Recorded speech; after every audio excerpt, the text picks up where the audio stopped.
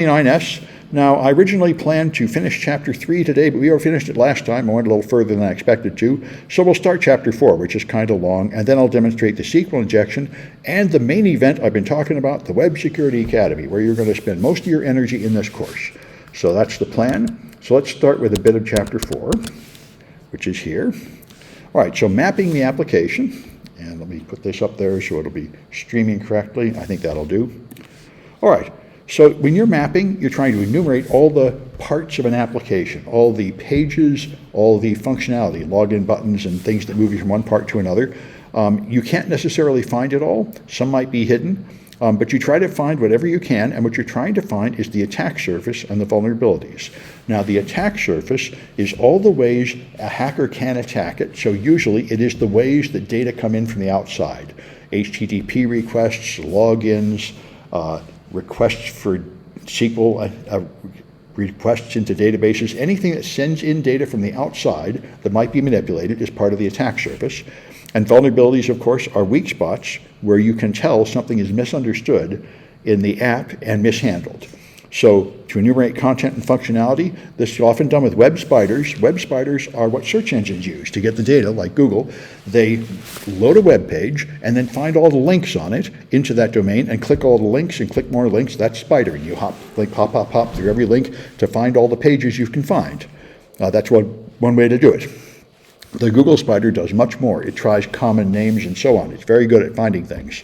Now, web application spiders try to do this. In addition to clicking all the visible links, they try to parse all the forms and fill in the forms with some kind of data, usually random data though, and try to walk through the pages, click on submit, try to get to the next page to find things. And they also can analyze pages that are built out of JavaScript. ZAttack Proxy can do this. All right, and Burp can do it.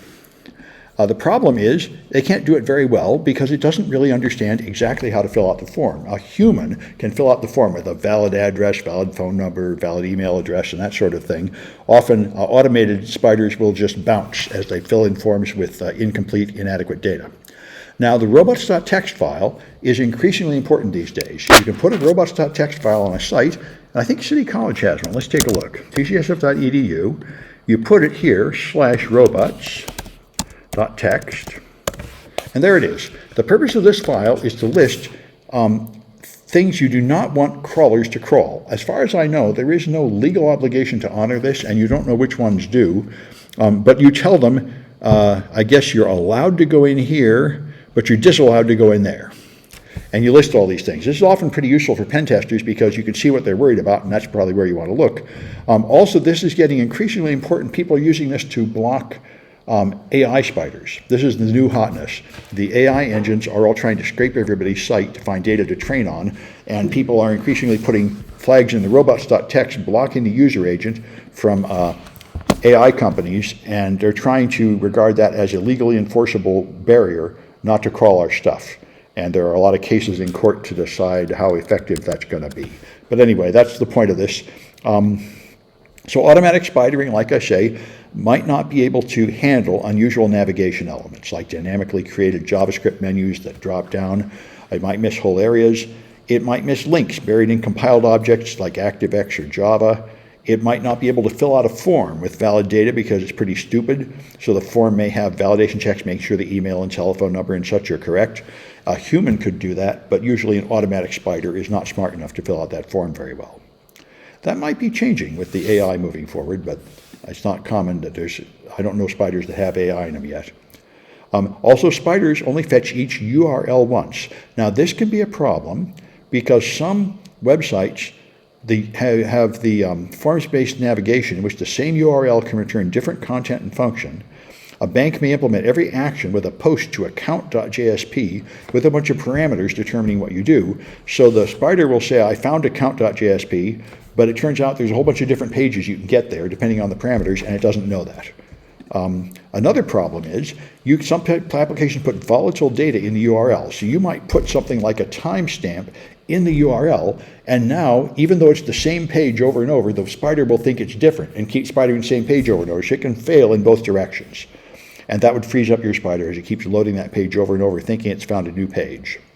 Also, your spider will going to have, if you're going to go into the authenticated part of a site, your spider is going to have to be able to log in as somebody. So one thing you can do is feed a cookie into it, but often they break the authenticated session because they'll click a logout button, they'll hit some kind of barrier like invalid input, or request pages out of sequence. And even worse, if your spider might find an administrative link page and then click every link like delete user, shut down the server, restart the server, delete everything, it can be dangerous. So this is a thing to be aware of about automatic spiders. They don't understand what they're doing, they don't have common sense. So they might miss things and they might do destructive things. User-directed spidering is a more controlled technique. What you do is you connect a browser to Burp, and then you walk through the application, and the proxy just collects everything you do. Now, I should be able, actually, to demonstrate this. Let me start up Burp. Let's try this. This should be pretty easy. So if I start Burp here, it's going to be the main tool you're going to use for the rest of the course. It's Burp. So once you're here, you go to Proxy, and you always turn off Intercept because otherwise it'll block all network traffic. And then you can open the browser, and it'll open a browser that is connected to Burp. And before I go anywhere, I want to look at the I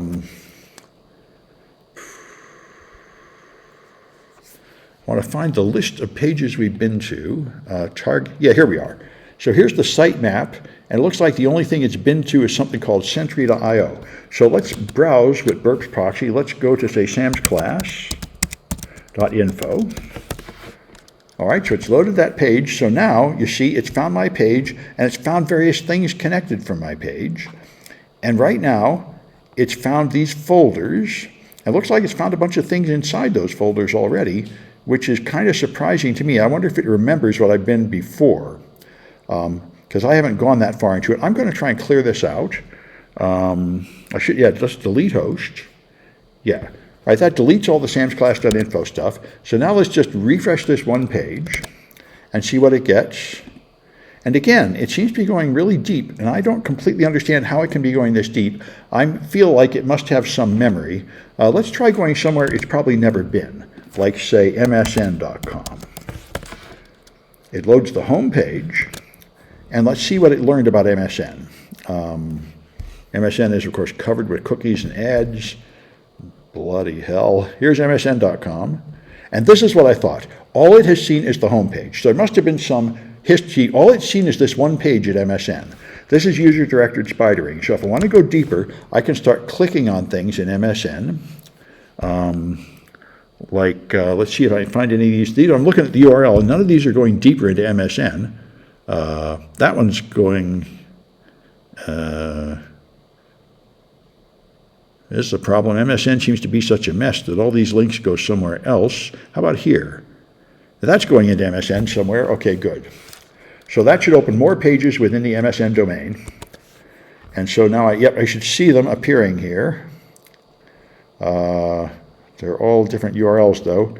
I have not succeeded in my goal, which is to see a subdirectory of MSN. It might be that MSN is so complicated that everything has different URLs. But you can see as I click on things, it's going to add them to the list. And this is user-directed spidering. This is unfortunately a little bit of a too realistic situation.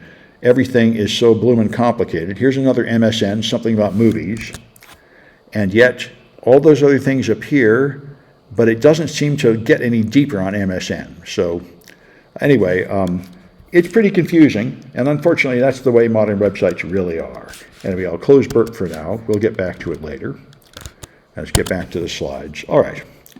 So that's what I did. You can pair Burp, turn off Intercept, click Open Browser, and then you can spider things. Well, let's do Hackazon. Hackazon is such a site that is so simple, you can see what it does. Let me start this again.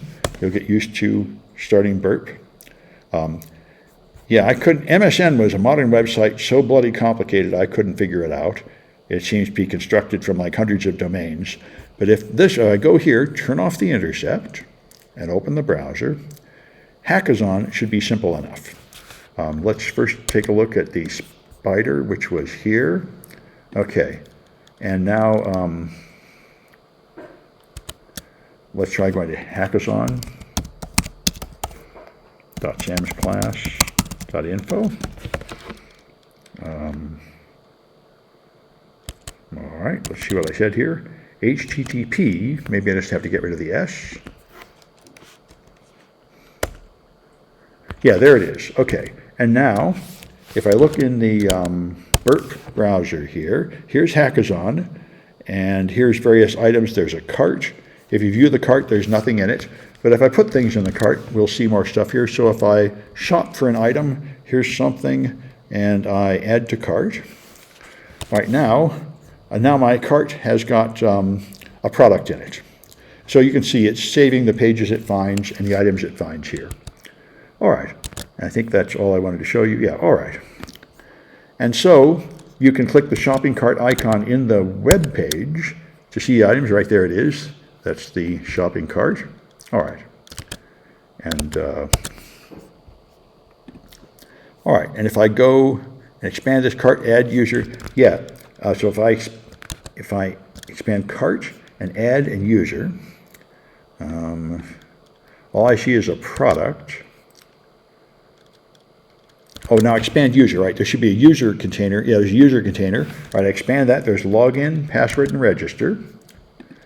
And now there's items in the cart, and user right now contains only a few URLs. I only see 3. Apparently I did it before. Yeah, I still only see 3 there. Depends on how you count them. All right. I think because the login can be expanded. There we are. That's how I get 4 items in user container. All right. And when I log in, all right, so I'm going to make a new user on my Hackazon page. If I sign up, all right, I'm going to do sam@aol.com. My password is going to be Sam, and I'm a new user. Okay, Sam.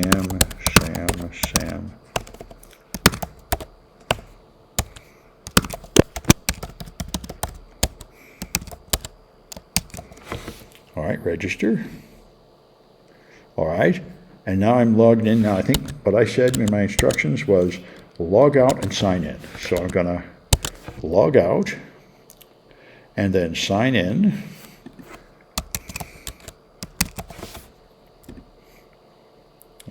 No response received from remote server. That's disturbing. There it is. It worked now.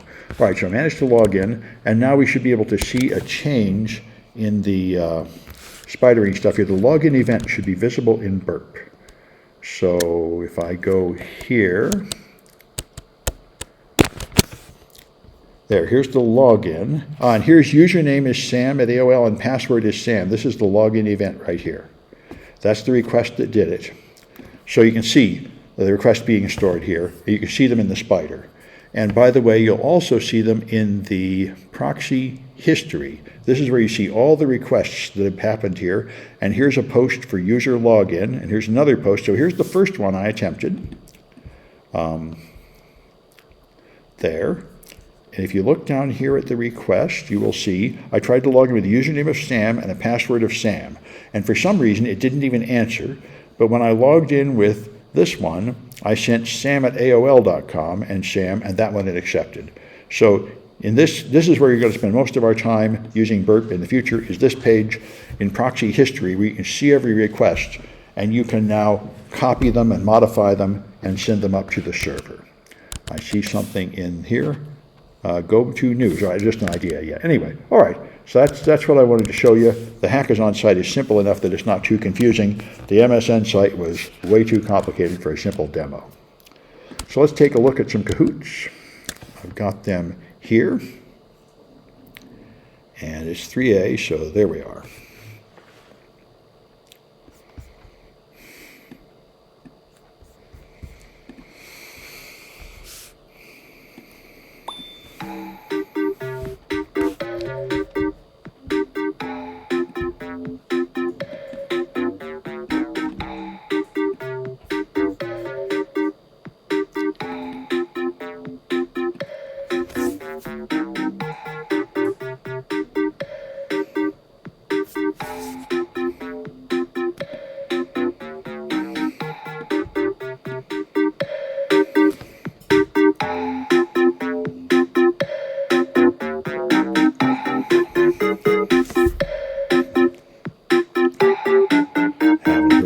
Talk about Jar Jar in a long time.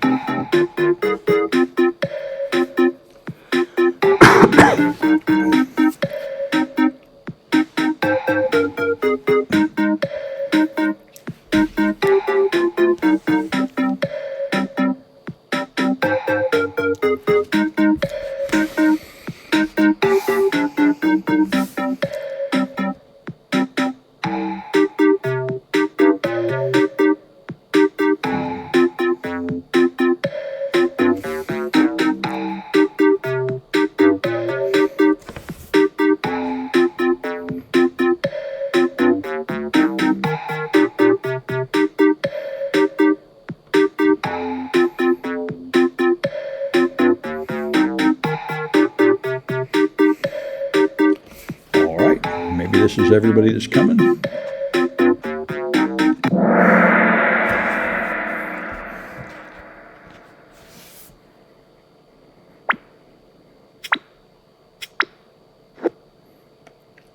All right, so what part of the HTTP, wait a minute, this doesn't seem right. These are the wrong cahoots. That's the last time. Let me try again.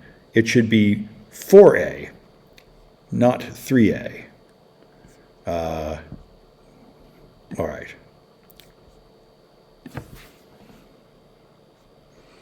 There we are. All right.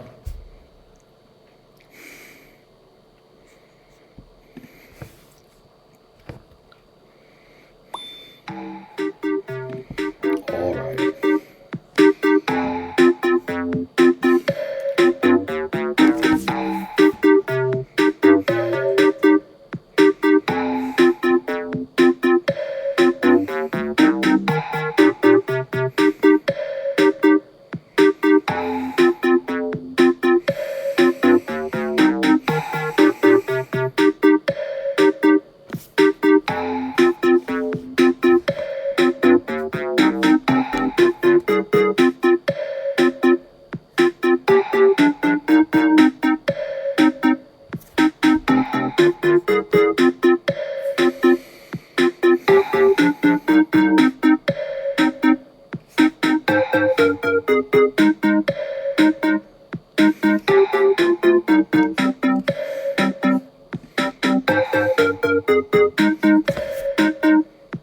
Wait a few more seconds.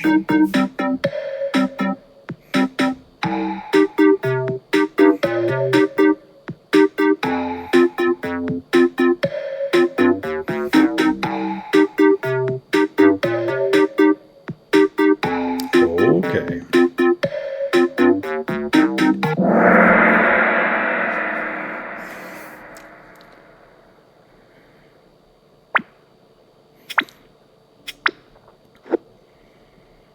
All right, so what tool will find every page in a web app?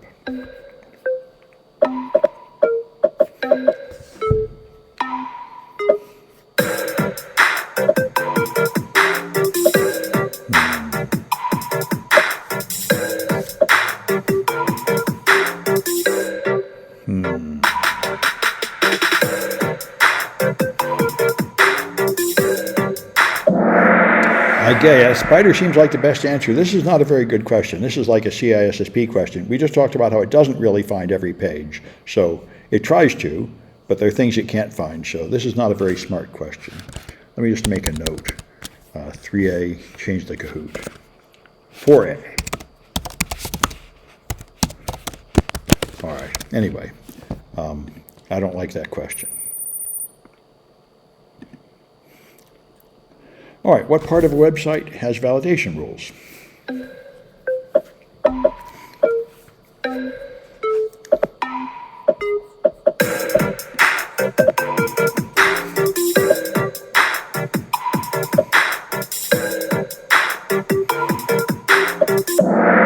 Forums typically do, because if someone has entered like the wrong number of digits in a zip code or a phone number, you don't want to waste time having them send that junk to your server and get bounced. You want to bounce them right on the browser in JavaScript, so they fix it. So usually you cannot submit the form until you get all those fields filled out correctly.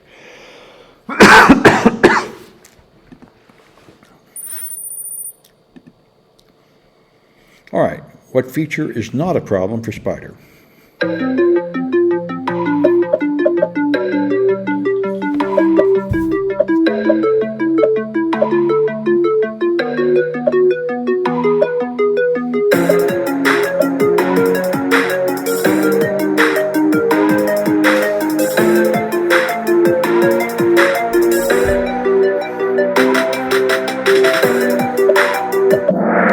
Yeah, having a lot of pages. This is why you use automated tools. Automated tools in pen tests are always kind of dumb, like vulnerability scanners and Spyders, but you use them because they really will visit every page, and a human probably doesn't have the patience to visit every page. So the automated tools are good because they don't get bored. They'll go through thousands of pages. They're all very similar, but they're not very smart, so they can't do a penetrating analysis of any of them. So you combine the human intelligent testing with the Spyder dumb testing together to do a good job.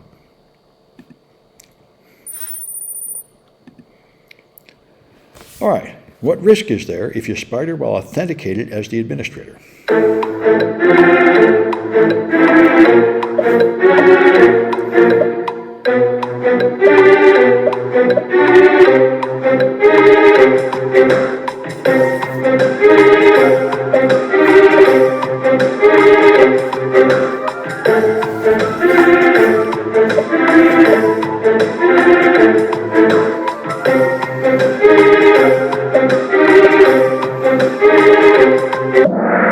Yeah, you may do a dangerous activity like delete the website with administrator privileges.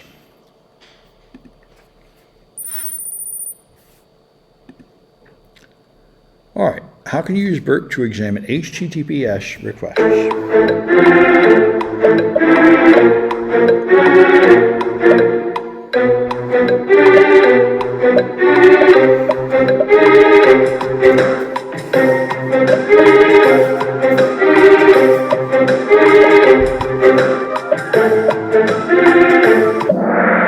Yeah, you have to have a browser that will trust the Burp certificate, and the built-in browser built into Burp is there for this purpose now. It will not pop up a lot of irritating messages warning you that a page is broken. It will just tell you, if you go to a secure page like ccsf.edu, all it'll do is warn you here, HTTPS, that this is experiencing a man-in-the-middle attack, and it's being exposed, but it won't waste your time with pop-ups and everything the way a lot of browsers will. It will warn you that the HTTPS is not trustworthy, but it won't irritate you so much. So a properly configured browser is the best answer. All right, and what Burp feature stops all traffic?